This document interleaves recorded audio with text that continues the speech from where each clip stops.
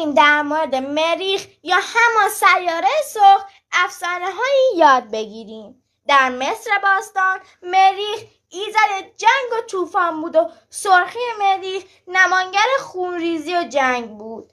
در یونان باستان و روم باستان خدای جنگ شناخته میشد و سیاره‌ای با خشونتی که این ایزد نمادان بود ارتباط داده میشد.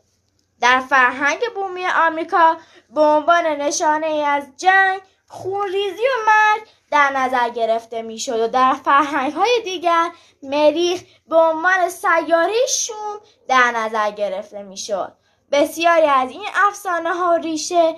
افسانه‌ها ریشه در مشاهده رنگ سرخ و حرکت ظاهری سیاره در آسمان دارد. با پیشرفت علم و دانش نجومی بسیاری از این افسانه‌ها جای خود را به واقعیت دادند. خداحافظ.